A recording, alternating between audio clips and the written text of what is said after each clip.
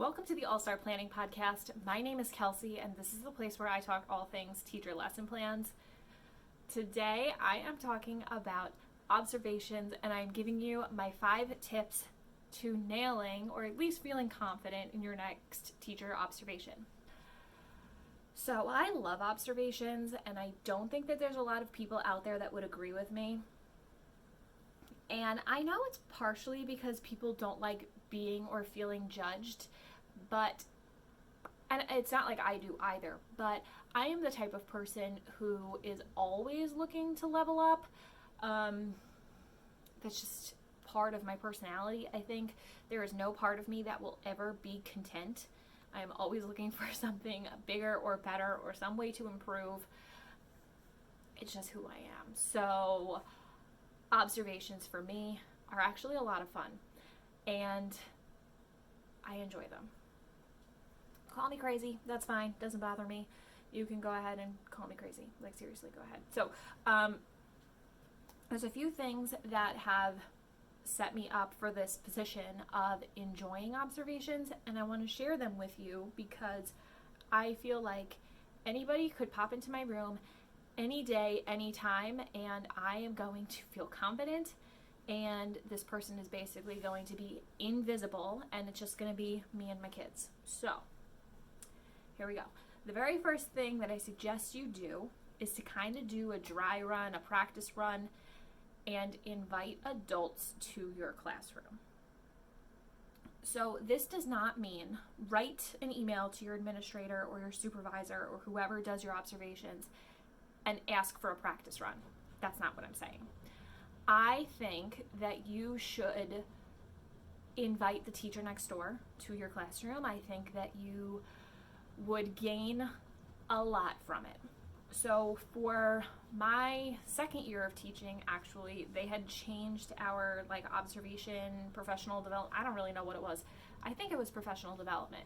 But the teachers were kind of given a strengths or a forte by the administrators the year prior, and those were put on a list, and then all of the teachers would sign up and say, I could really use some help with grouping. I want to go see Mr. Smith's class because he supposedly is a pro at grouping. I want to see differentiation. I want to see whatever. So I think I was set up for games and engaging students, or so, I don't know exactly what it was, but I had 4 or 5 teachers sitting in the back of my classroom. And after that, I felt like a pro. It was just so easy because I had so much. I had already had a year of teaching under my belt, so it's that the nervousness had worn off, you know what I mean? But I think that just the idea of having people in your room, you get used to the idea of adults being there, you get used to the concept of erasing them from your vision and it's just you and the kids. The kids get used to having adults in the room. And I think that this would be a great thing, not just for new teachers, but any teacher who's teaching something new. I think that if you just said to the teacher across the hall or next door, or your teacher, maybe not your teacher bestie, maybe you're just your teacher friend, because you don't want it to be your bestie because you're too comfortable with your bestie. But just say, hey, is there any chance that on your prep period or your lunch, you could just sit in my room for 10 or 15 minutes. You don't even have to observe, pay attention, just write your lesson plans or, grade some papers or something, just so that I get used to the concept of another adult human being in the classroom, so that my students get used to another adult being in the classroom, because it does take some practice to turn people invisible. And I think that would be good practice. Do not practice this with your co-teacher. Don't make your co-teacher invisible. Don't do it with your paras. Don't do it with your teacher aides. That is just rude and not nice. Do it with somebody that you trust, but not that you are friends with. There's somebody in the building who fits that book for you. And if you don't have that, if you're brand new, fresh to the building, just find somebody who's nice. Most teachers are nice. There will be so many people who are willing to do this for you. And if you can't find somebody who's totally on board, tell them you'll return the favor. Tell them that it's just practice for you to make adults invisible and that you would be willing to return the favor for them, because it's not really an observation. They are just there to fill a space in the room and kind of get your brain comfortable with the concept. So, the second thing that I suggest is that you take a minute to realize that whoever is observing you cannot be looking for just negatives if they are going to be a professional. A professional observer of a teacher is going to look for things that you are good at, and they are going to tell you, this was really good, this was really good, this was incredible, and you need to never, ever, ever stop doing this because it was awesome. And then they're going to tell you, these are the things that you did all right, but I'd like to see tweaked or changed or fixed. These are the things I think you can improve on. This is an article you can read. This is a book you can read. This is a podcast you can listen to. This is another teacher you can get advice from. They are going to be looking for good things and things that you can improve on. If they are only harping on the negatives, they are not being professional. They are not being fair. They are not doing their job right. Okay? So realize that they are going to find something good if they are doing their job right. And if they're not doing their job right, I'm sure that there's somebody that you can talk to. In New York, I believe there's a process for, quote, fighting an observation write-up. I've never felt the need to do it, so I don't necessarily know the process. There may be an HR person or a more senior teacher that can help you with this, but if this evaluator is only looking for negatives, they're doing their job wrong. Don't let anybody bully you, okay? If it's only negatives, they're doing their job wrong, and you need to stand up for yourself and not allow that nonsense to happen. You want somebody who is going to point out the good and is going to help you improve and level up. And the idea is that it's not you, it is to help the students. If you are a C+ teacher, it should not be the goal of the administrator to get you to A+ right off the bat. It should be small baby steps. This is a long game. I mean, everybody's goal should be A+, but it's kind of ridiculous to think that a teacher who's been teaching for 2 months would somehow jump from a C+ to an A+ overnight. That's not the way that it works. It takes weeks, months, years to figure out your teaching style, what works best for you, and as soon as you figure it out, you get a new curriculum or a new set of standards, or some new app comes out that distracts the kids. I'm talking to you, Snapchat, and you have to change everything. So the idea is that you want to take baby steps in the areas that you need to improve, because slow and steady wins the race. We are not looking for overnight transformations because they're not really gonna work. So don't let your administrator bully you. I'm sure that there's like less than 1% of administrators who are even thinking this way. I have faith in my heart that most administrators are doing their job correctly and that they're going to help you because that is their job. Next, the third thing is that you need to know the rubric that you are being evaluated on.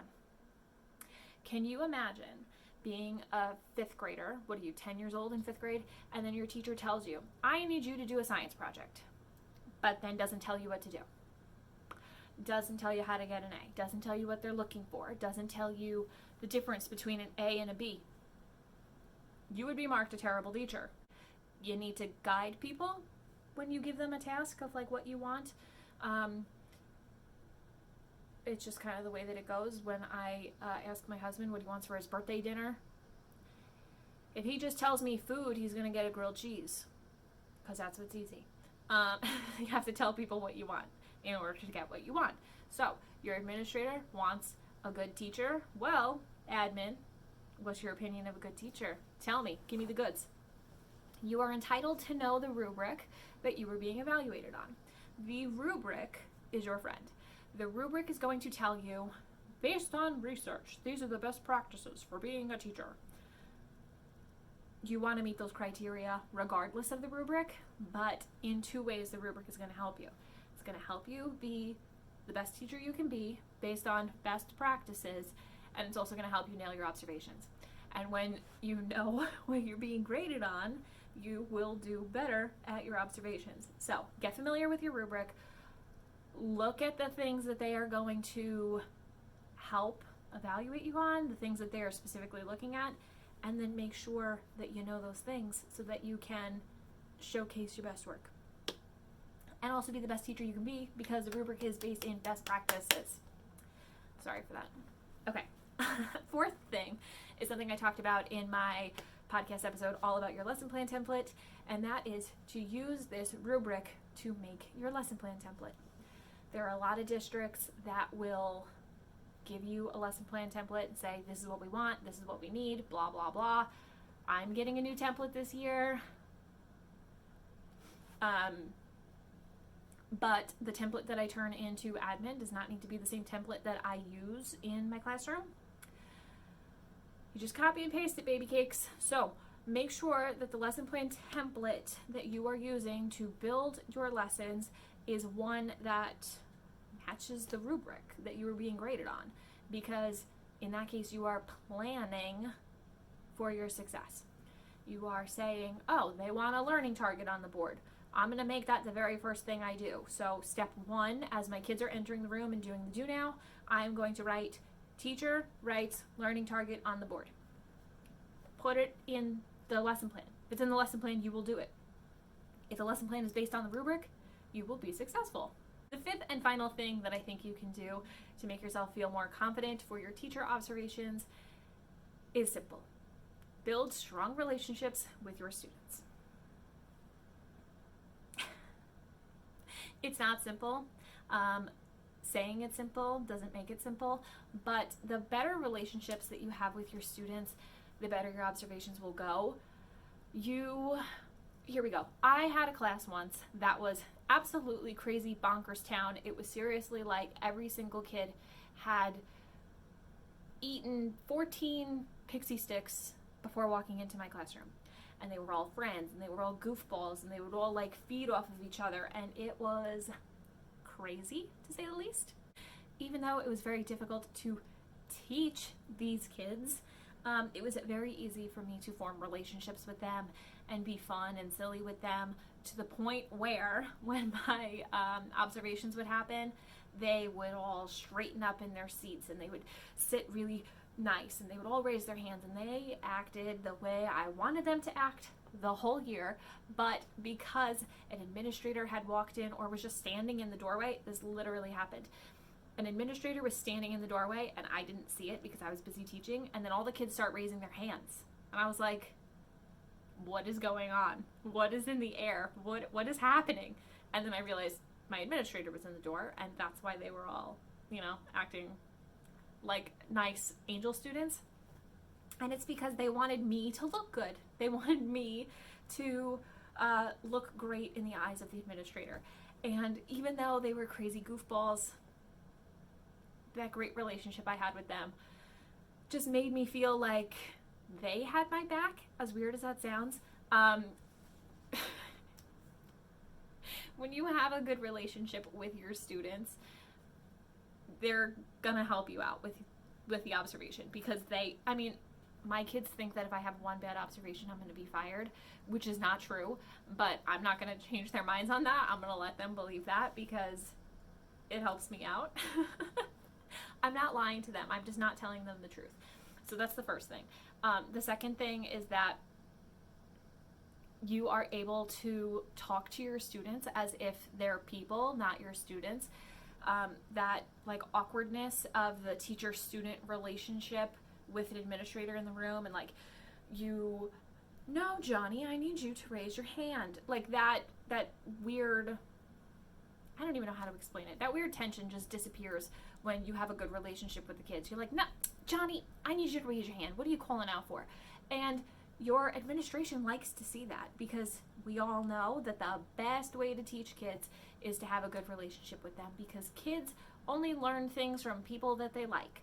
And if you have a great relationship with the kids, they're going to be learning, they're going to be more engaged, they're going to help you out with your observations. And then just all in all, you feel more comfortable because you know that there's 25 little adorable cherub faces in the room that are rooting for you the same way you root for them every single day. I love being a teacher. It's the best job in the whole world. If you're not a teacher and listening to this, become a teacher. Try it out. It's literally the time of my life. I enjoy it so much. That's all I have for you. Those are the 5 things. Invite adults into your room on the regular to get yourself comfortable. Realize that if your administrator is being professional, they are looking for both good things and things to improve on, not just negatives. 3 is know your rubric. Get comfortable with your rubric. 4 is make your lesson plan match your rubric. And then number 5 is have great relationships with your kids, which is an art. It is a practice. There's plenty of ways to do it.